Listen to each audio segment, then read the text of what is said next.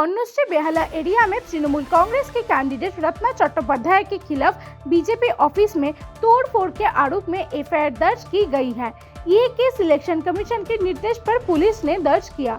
BJP नेताओं के मुताबिक घटना रविवार दोपहर की है, जब कुछ लोग जिनको टीएमसी सपोर्टर्स बताया जा रहा है, बीजेपी ऑफिस में घुस गए और पोस्टर्स और बैनर फाड़ दिए।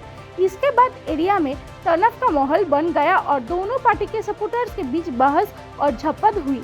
बीजेपी ने पुलिस पर शुरू में कोई एक्शन न लेने का आरोप लगाया और इसके खिलाफ पुलिस स्टेशन के सामने प्रोटेस्ट किया। बीजेपी कैंडिडेट इंद्रनील खान ने इस आंदोलन का नेतृत्व किया और तुरंत कदम उठाने की मांग की। रत्ना चट्टोपाध्याय ने इन आरोप को निराधार बताया है।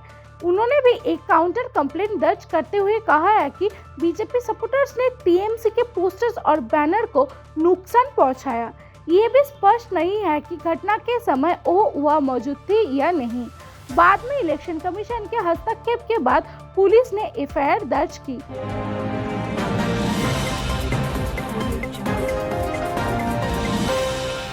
टीएमसी के नेता कल्याण बनर्जी ने इलेक्शन कमीशन के पास आर्जिकर विक्टिम की मां के खिलाफ शिकायत की है।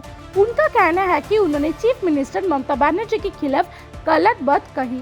उनके मुताबिक चुनाव के समय ऐसे बयान ठीक नहीं होते और इलेक्शन रूल्स का उल्लंघन हो सकता है। इसीलिए उन्होंने इलेक्शन कमीशन से एक्शन लेने की मांग की है।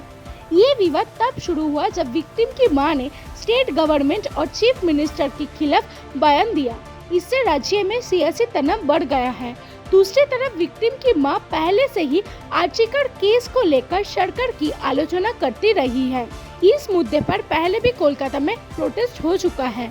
अब चुनाव के करीब आते ही ये मुद्दा और गर्म हो गया है और राजनीति तेज हो गई है।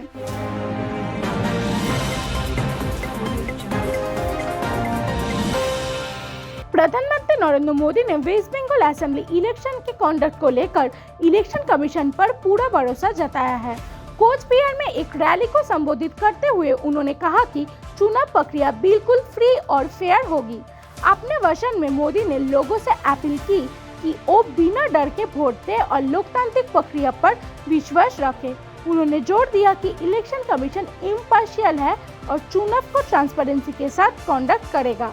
उनका ये बयान तब आया है जब राज्य में चुनाव को लेकर राजनीतिक तनाव और आरोप प्रत्यारोप का माहौल बना हुआ है।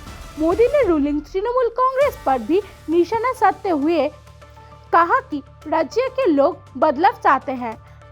प्रधानमंत्री ने ये भी कहा कि इलेक्शन कमीशन सभी जरूरी कदम उठाएगा ताकि वोटर्स बिना किसी दर्द या डर के अपना वोट दे सके।